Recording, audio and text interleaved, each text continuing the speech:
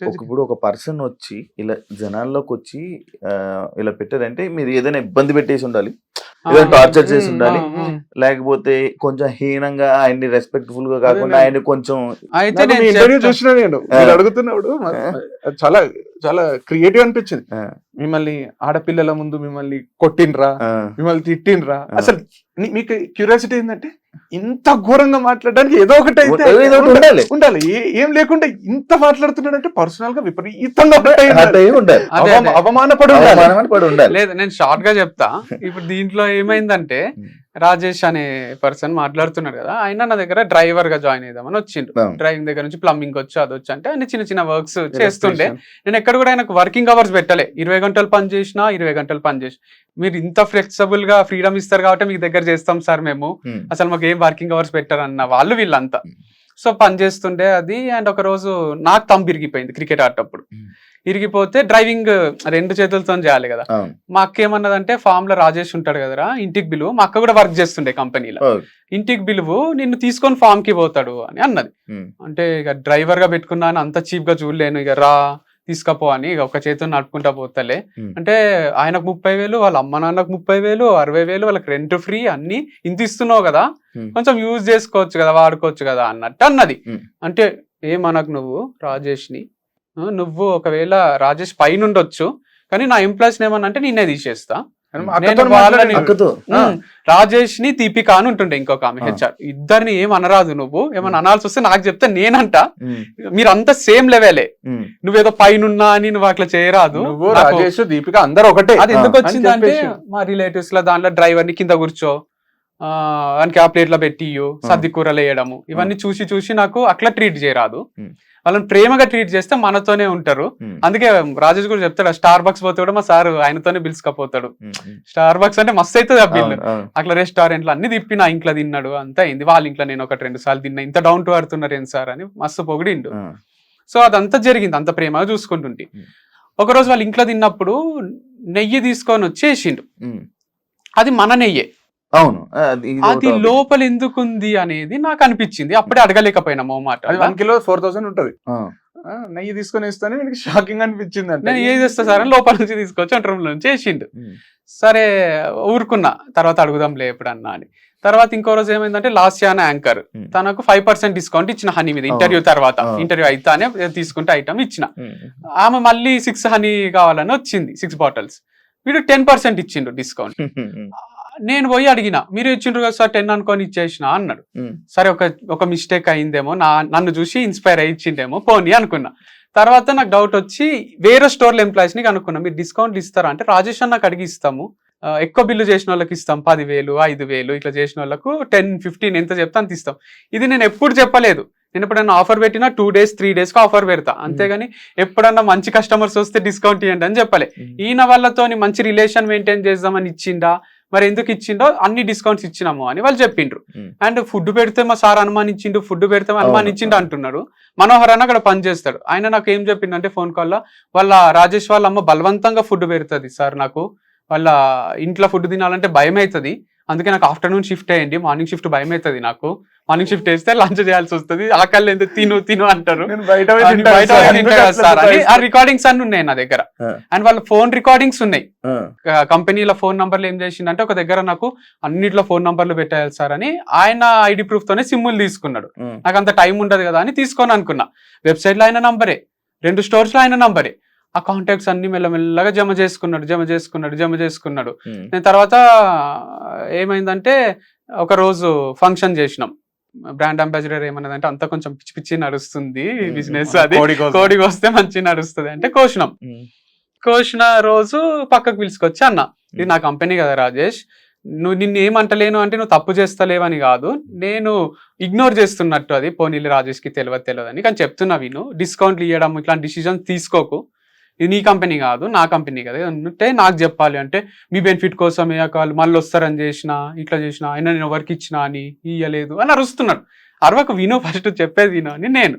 తర్వాత ఏం చెప్పినా అంటే, నేను నెయ్యి కూడా ఎందుకుంది అంటే, మీరే కదా వీడియో కోసం ఆ రోజు తీసుకున్నారు, అదే నెయ్యి లోపల పెట్టినా, మీరు ఓపెన్ చేసిన నెయ్యే అది అని అంటున్నాడు. మీరు ఓపెన్ చేసిన నెయ్యే, వీడియో రికార్డ్ చేయడానికే, ఒక అన్నంలో నెయ్యి కలుపుకొని తినేది వీడియో రికార్డ్ చేయడానికి అప్పుడు ఓపెన్ చేసిన నెయ్యే, మీరు వచ్చినప్పుడు మీకు మాత్రమే వాడుతున్నాం, మేము ఒక్క స్పూన్ కూడా వాడలేదు అన్నాడు. వీడు కూడా అది నమ్మి సరే సరే అన్న, నువ్వు దొంగవి, నీ పైన కంప్లైంట్ చేయాలి, నువ్వు దొంగతనం ఎట్లా చేసినావు అనలే నేను. ఓకే, నాకైతే డౌట్ వచ్చింది, అడిగినా అని అన్న. లేదు ఏం తీసుకోలేదా, మరి వాళ్ళకి ఫుడ్ పెడుతున్నారు కదా అది ఇది అంటే, ఏం తీసుకోలేదు, ఒక్కడు కూడా ముట్టలే అని అన్నాడు.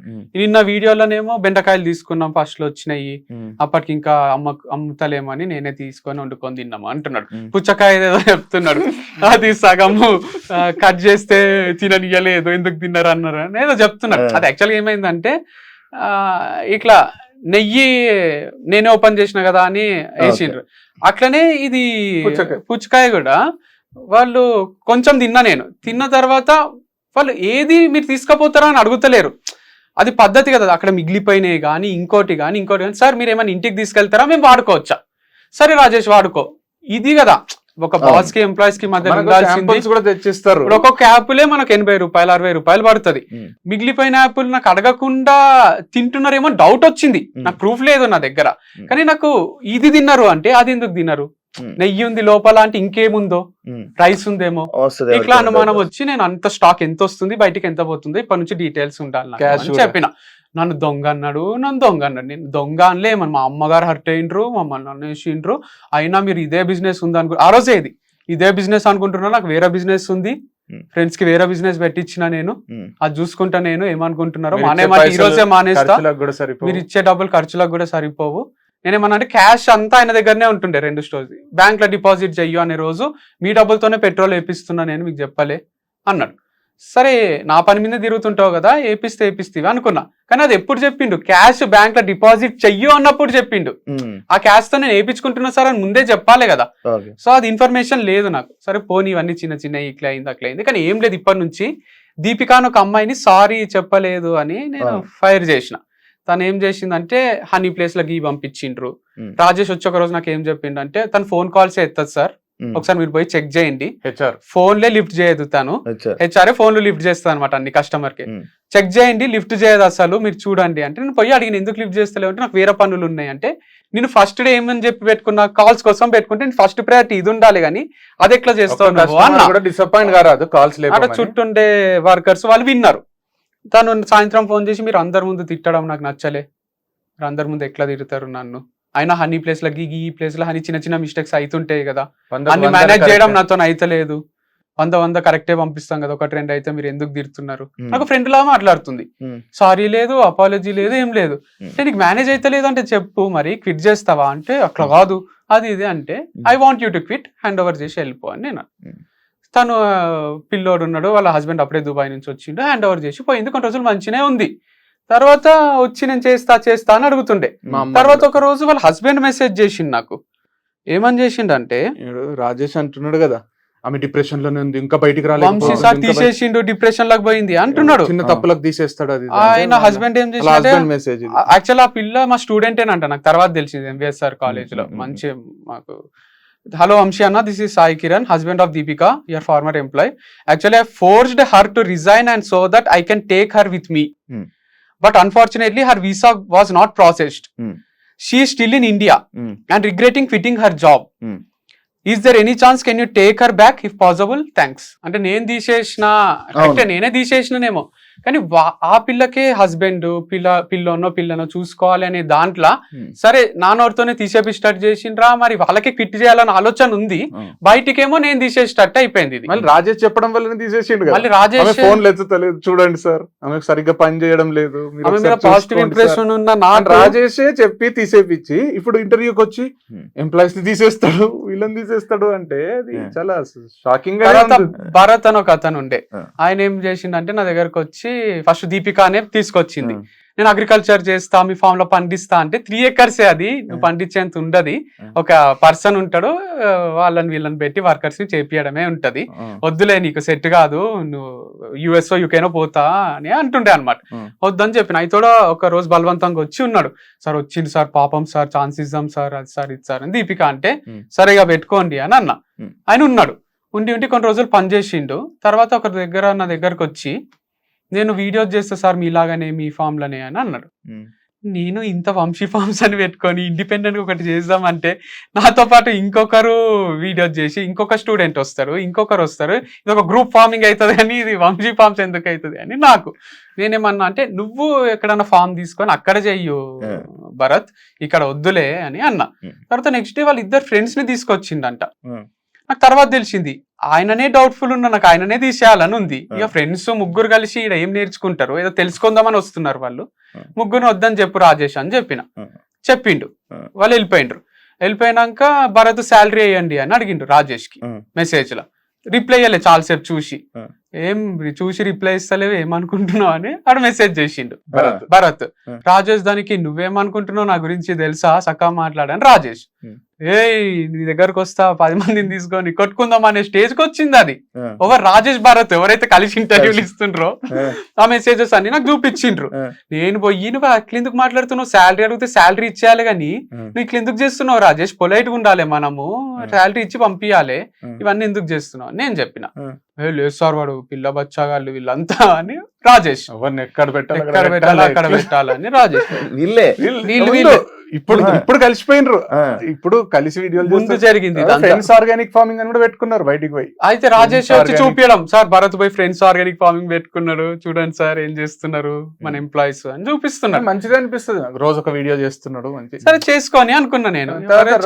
లేదు కదా రాజేష్ బయటికి పోయి దివ్య ఆర్గానిక్స్ అని ఇంకొక కంపెనీ, అదే కాంటాక్ట్స్ అవన్నీ తీసుకున్నాడు అని చెప్పినా కదా. అదే ఎట్లా తెలిసిందంటే నాకు ప్రవీణ్ అని మన ఆటో డ్రైవర్ అందరు మీ కాంటాక్ట్స్ అందరికి మెసేజ్లు చేస్తున్నారు, సార్ మీకన్నా తక్కువ రేట్ కి ఇస్తా, హోమ్ డెలివరీ చేస్తా అని.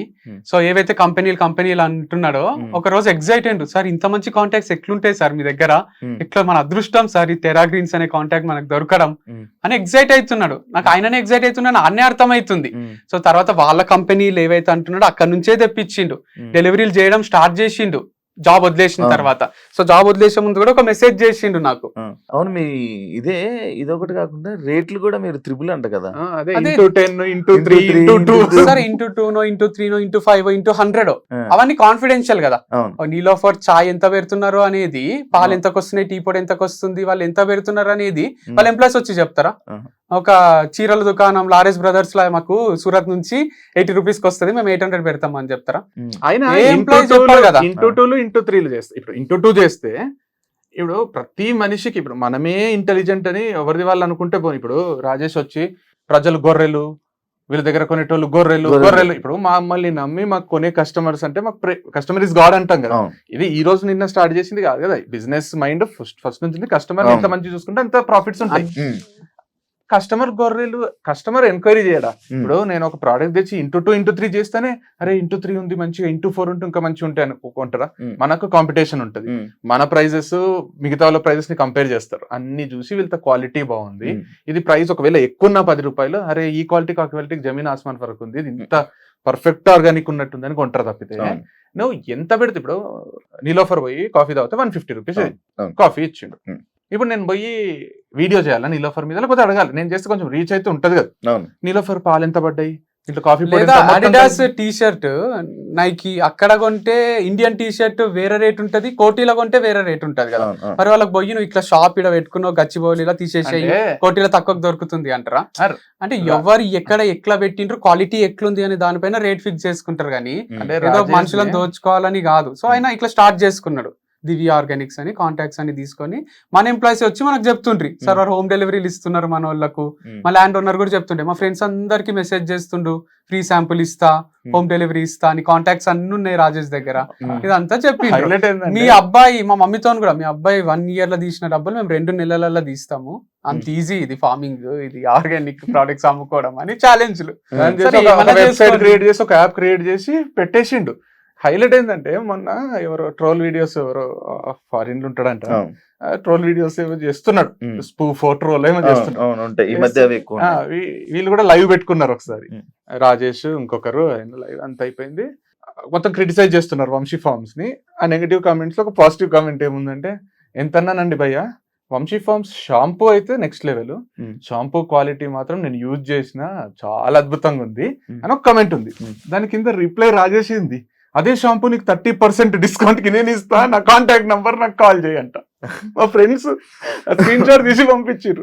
ఇప్పుడు వచ్చి ఇంటర్వ్యూలో నాకు బిజినెస్ ఐడియా లేదు, నేను బిజినెస్ చేయాలంటున్నాను కానీ అన్ని చేసి full business చెయ్యలేక చేసి, కొన్ని చేయలేక, రోజులు ఒక్క ఆర్డర్ కూడా అంటే నేను ఇది అడిగా యాక్చువల్లీ చెప్తలేడు మనోడు interviews. చెప్పాడు లైక్ ఇలా అంటే లైక్ Videos నువ్వు కూడా ఏమైనా చేసిండు. ఇది ప్లాన్ చేసుకుందామని లేకపోతే అలాంటివి ఏమైనా వచ్చి తీస్తారంటే ఏమో మరి అని అన్నారు ఏ కానీ videos ఇలా చేసి చేసి- ఒక పాత నమస్కారం video అండి, నమస్కారం అండి. మీకు చాలా తక్కువ రేట్లకు అందిస్తా, ఇన్ఫ్లుయెన్సర్స్ Influencers ఎక్కువ అందరూ రేట్లు మోసం పెడుతున్నారు, చేస్తున్నారు మీకు హోమ్ డెలివరీ చేస్తా నేను అంటే నేను ఒక వీడియో చేసిన. Hmm. ఆ కొత్త ఫార్మ్స్ కి నాకు సంబంధం లేదు, నా ఎంప్లాయీస్ ఉన్నారు దాంట్లో, కానీ మీరు కావాలంటే కొనుక్కోవచ్చు, కానీ నన్ను అడగరాదు మళ్ళీ ఏమి విషయాలు క్వాలిటీ చెప్పిన. వాళ్ళకు నడవలే, Hmm. కొన్ని రోజులు నడవకపోయేసరికి మన దగ్గర మూపిద్దామా అని పడ్డారు. ఆహా. నితిన్ అని ఒక కొత్త ఎంప్లాయీ వచ్చిండు. ఇంత ఆయన- కథ ఉందేంటి bro? ఆయనని నువ్వు ఫామ్ లో నుంచి వెళ్ళిపోకుంటే నేను కొడతాము అనే స్టేజ్ వచ్చింది. ఉమ్, అప్పుడు బ్రాండ్ అంబాసిడర్ వాళ్ళ నాన్న పోలీస్ డిపార్ట్మెంట్ లో ఉన్నాడు. ఉమ్, నేను ఫుల్లీ ఇరిటేట్ అవుతున్నా, ఇంత ఎందుకు ఓవర్ చేస్తుండ్రు రాజేష్ వాళ్ళు, కొడతామంటున్నారంట.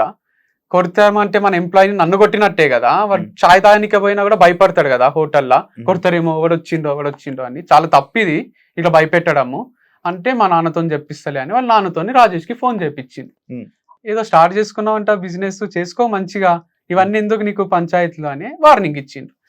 సైలెంట్ అయిపోయింది ఇక. ఆయనతో పాటు ఒక ఇద్దరు ముగ్గురు వేరే ఎంప్లాయీస్ ఆయన ఎవరైతే జమ చేసుకున్నాడు అంటే బిర్యానీలు తినిపించుకుంటా మచ్చిగా చేసుకొని కొంతమంది ఉన్నారులేండి, వాళ్ళు ఇప్పుడు ఖాళీగా ఉన్నారు, వాళ్ళు రూమ్లలో ఖాళీగా ఉన్నారు అని మన ఎంప్లాయీసే చెప్తారు. ఉమ్, ఆయన ఫెయిల్ అయిపోయింది కదా. సో అట్లా వార్నింగ్ దగ్గర వాళ్ళు కొంచెం డైల్యూట్ అయిండ్రు. కానీ ఎప్పుడైతే బ్రాండ్ అంబాసిడర్ మానేసిందో మళ్ళీ బయటికి వచ్చిండు, ఎవ్వరు ఏం చేయలేరు నన్ను. అంటే ఈ ప్రపంచంలో ఒకటే పోలీస్ ఆఫీసర్ ఉన్నట్టు ఉమ్. వాళ్ళ నాన్న కొంచెం వార్నింగ్ ఇచ్చేసరికి కొంచెం మందలిచ్చేసరికి ఆగింది. ఇప్పుడు తను వెళ్ళిపోయేసరికి నన్ను ఎవ్వరు ఏం చేయలేరు అదే మీరు అడిగిన అనుకుంటే ఇంత లేట్ ఎందుకు బయటికి బయటికి వచ్చిండ్రు. వచ్చిన- సో దాచుకున్నాడు ఒక బొక్కల. ఇప్పుడు వాళ్ళ బ్రాండ్ అంబాసిడర్ పోతానే ఎవ్వరు లేరు అని ఇట్లా చూసి వచ్చేసిండు. ఓకే, ఇప్పుడు తను వెళ్ళిపో అంటే ఈ ఇన్ఫర్మేషన్ వాళ్ళకి వెళ్తుంది ఇక్కడ జరుగుతున్నవన్నీ. అంటే మన ఎంప్లాయీస్ వాళ్ళ ఎంప్లాయీస్ అందరు ఒకటే రూమ్ లా, ఇదంతా ఎక్కువ మంది ఒకటే దగ్గర ఉండేటోళ్ళు ఉన్నారు వీళ్ళు. ఉమ్, ఇక వాళ్ళకి కంపల్సరీ మీరు మాట్లాడరాదు, డిస్టెన్స్ మెయింటైన్ చేయాలి, క్వారంటైన్ లో ఉండాలని చెప్పలేం కదా. ఉమ్, సో వాళ్ళు డిస్కస్ చేసుకుంటుంటారు. షాప్ కి వచ్చి కూడా కలిసి మన వాళ్ళని ఇన్ఫ్లుయెన్స్ చేస్తుంటే వాళ్ళు ఫస్ట్ లా ఉమ్, నీకు ఇదేం ఎంత salary లేదా, నడుస్తలేదు. ఇక్కడ నేను డబుల్ ఇస్తాను నా దగ్గరకు వచ్చే వచ్చేసి. అంటుండే రాజేష్. ఆ, అందరి దగ్గర అప్పులు చేసిండని ల్యాండ్ ఓనర్ చెప్పిండు, నా దగ్గర అప్పు చేసిండు ఇస్తలేడు అని నాతో అంటుండే రోజు వచ్చి. ఉమ్, నేను పోలీస్ కంప్లైంట్ ఇవ్వండి ఇస్తాడు అని నేను. ఉమ్, ఇంకొక రంజిత్ అని ల్యాండ్ చూపించిన ఆయన దగ్గర అప్పు చేసిండంట. ఎక్స్1 కి ఇప్పటికీ డబ్బులు ఇవ్వాలి, ఎక్స్ ఆయనకు ఉమ్. ఎక్స్ నాటుకోడి నాటుకోడి గుడ్లు. అట్లా చాలా మందికి పేమెంట్స్ చేసేటివి ఉన్నాయి. అట్లా అదే. అందరి దగ్గర అప్పులు చేసి అది అంటే చేసి ఏమేమో ఏమనుకున్నాడంటే అయిపోయింది. కొంచెం వంశీ ఫార్మ్స్ నాది అనుకున్నాడు పాపం. అంటే సైకలాజికల్ గా ఉమ్, వంశీ ప్రేమకు చూసుకునేసరికి ఏమో ఉమ్, నాది అనేది జోన్కి వచ్చిండు. ఒక రోజు ఏమైంది, నేను అసలు ఇంటర్ఫియర్ కాను ఇన్ బిజినెస్ లో, వీడే. అవును. మేము యాక్చువల్ వేరే వేరే చేసుకునేదే, ఎవరి దాంట్లో ఎవరు ఇంటర్ఫియర్ కాదు, ఇండిపెండెంట్ గా మనం ఐడెంటిటీ ఉంటే అవును, మంచిగా అది స్టార్టింగ్ లో నేను ఆ, చెప్పినప్పుడే ఆ, అది కదా. అర్థమైంది. అయితే నేను ఇంటర్ఫియర్ కాను. కాకపోతే నాకు ఏమైందంటే ఫైనాన్షియల్ డిస్ట్రిక్ట్ లో పని ఉండి వచ్చి ఉమ్, ఇంటికి పోతున్నాడు, వాష్రూమ్ అర్జెంట్ అయింది. ఉమ్. మన గచ్చిబౌలి స్టోర్ ఉంది కదా, ఉమ్. మంచి నీట్ ఉంటాయి 2 వాష్రూమ్స్. ఉమ్, వాష్రూమ్ పోయి పోదామని పైకి పోయినా, ఉమ్. పోతే ఆకలి అవుతుంది. ఉమ్. వాష్రూమ్ పోయి అయితే ఆకలి అయితే క్యారెట్ దోసకాయ తీసుకున్నా. ఉమ్. క్యారెట్ దోసకాయ తీసుకుని మా అమ్మ షాంపూ తీసుకురారా అయిపోయింది అనేదో చెప్పింది. ఉమ్. షాంపూ తీసుకున్నా. తీసుకొని వీడు ముందు వీడియో చేసింది గుర్తొచ్చింది, ఎవరైనా బిల్ వేపియాలి ఆ, బిల్లు అంటే. నేను లేకున్నా మన డబ్బులు మనతోనే తిరుగుతుంటాయి కదా, అవును, ఏమైతుందని అవును. ఆడ జై కృష్ణ అని ఒక ఎంప్లాయీ ఉండే కౌంటర్ లో, బిల్ అయి జై అని చెప్పిన. ఉమ్. అన్నా వంశన్న చంపేస్తాడన్నా, మీకు బిల్ ఏందన్నా, ఉమ్. మీకంటే ఇగో ఓవర్ యాక్షన్ చేయకు bill అయ్యో అంటే పాపం బిల్ వేసిండు. ఏ, వేసి ఇచ్చిండు. ఎంత అని చెప్తే ఫోన్ పే చేసేసిన. అన్న 20% డిస్కౌంట్ ఇచ్చిన అన్న నీకు అన్నాడు. ఆ, నేను నాకు స్ట్రైక్ ఒకసారి జుమ్ అన్నది, ఆ. ఏంది ఇతనేంది డిస్కౌంట్ ఇచ్చేది ఉమ్, అట్లా ఎట్లా అని. థ్యాంక్ యూ జై, ఓకే అయితే ఎంత నీయొచ్చా మన సిస్టమ్ లో డిస్కౌంట్, ఎవరికైనా ఎంత నీయొచ్చా అంటే ఇవ్వచ్చు సార్, ఇక్కడ ఈ కాలంలో 20% అని ఇస్తే వచ్చేస్తుంది, ఉమ్. ఇచ్చేసిన అంటే.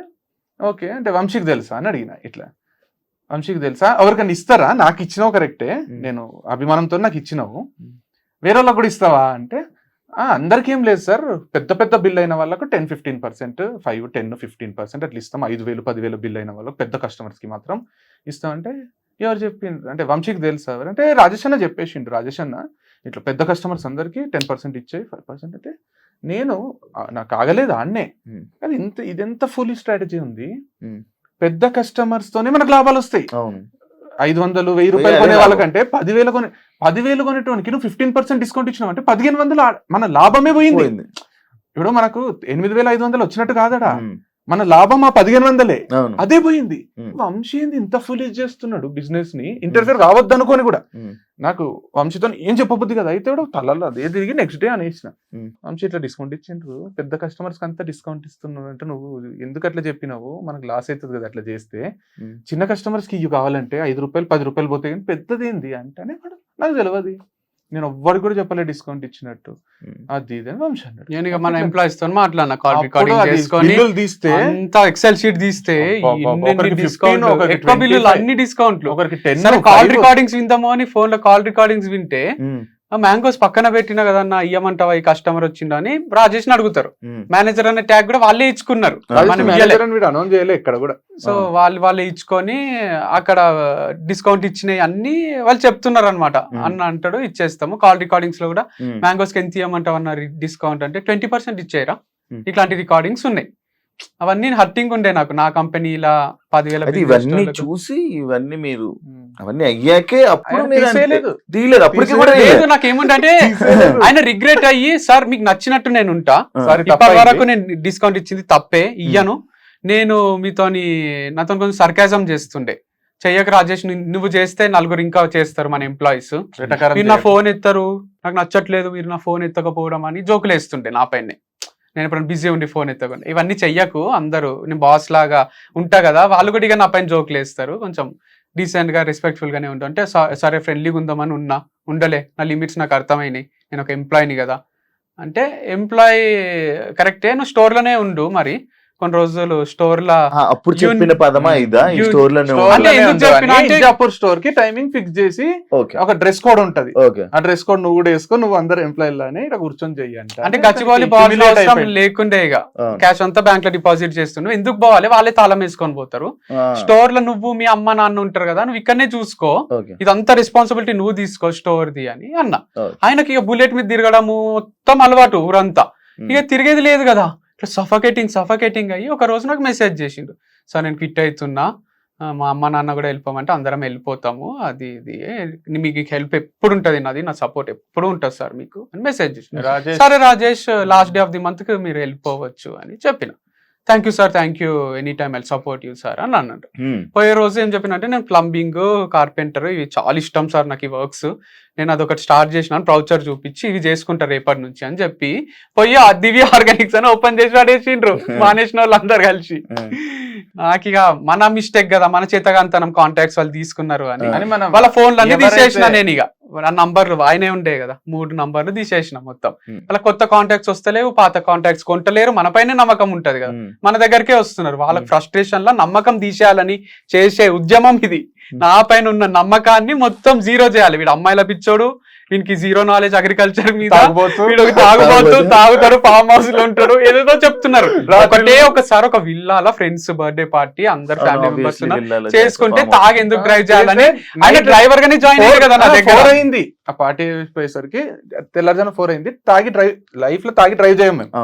తాగి డ్రైవ్ చేస్తే వీడు రాజేష్ డ్రైవర్ గానే రిక్రూట్ చేసుకున్నాడు కదా, రాజేష్ ఇట్లా వస్తామంటే వస్తా సార్ అని వచ్చి మంచి ఆనందంగానే వచ్చింది. ఇప్పుడు అట్లా చెప్తున్నారు, అట్లా ఒక 2-3 ప్లేసెస్ కి క్రికెట్ ఫ్రెండ్స్ తో చేసుకున్నప్పుడు, క్రికెట్ టోర్నమెంట్ గెలిచినప్పుడు ఖచ్చితంగా పార్టీ చేసుకుంటాం మేము 11 మంది. అది మీరు చూస్తే ఆ పార్టీ ఎంత ఎగ్జైటింగ్ ఉంటదంటే, అసలు జోకులు వేసుకుంటూ ఒకరి మీద ఆ మూమెంట్ కోసం టోర్నమెంట్ లో గెలుస్తాం. అందరు టీం అంతా కూడా అది గెలవాలి. ఆల్రెడీ లాస్ట్ టైం నాకు చెప్పినట్టు కూడా ఉన్నారు, మేము cricket- పార్టీ చేసుకుంటారా ఇదంటే అని చెప్పారు. మన వీడియోలో ఉంటది. తాగుబోతులు అంటే కుర్తిలాగా తాగి రోడ్ల మీద బోర్లే క్యాండిడేట్స్ చెప్పారు సార్. అయితే దాన్ని కూడా దాన్ని కూడా 3-4 టైమ్స్ ని వీళ్ళు ఎప్పుడు పార్టీ చేసుకుంటారు, నేను పోవాలి, లోపల ఏం జరుగుతుందని యాంకర్లు ఎగ్జైట్ కావడం, లోపల ఏమైనా చూసినావా అనిపించిందా, లేదా వీళ్ళు దొంగ బాబాలాగానా, వీళ్ళు దొంగ బాబాలా వీళ్ళు అని వాళ్ళు ఎగ్జైట్ రోజులు ఆర్గానిక్ పేరుతో జరిగిన మోసం ఇదా. వంశీతో అమ్మాయిలు ఎందుకు క్లోజ్ ఉంటారు అసలు, ఏం చేస్తాడు వంశీ అంట, ఫ్రెండ్లీగా ఉండడం కూడా తప్పైపోతుంది.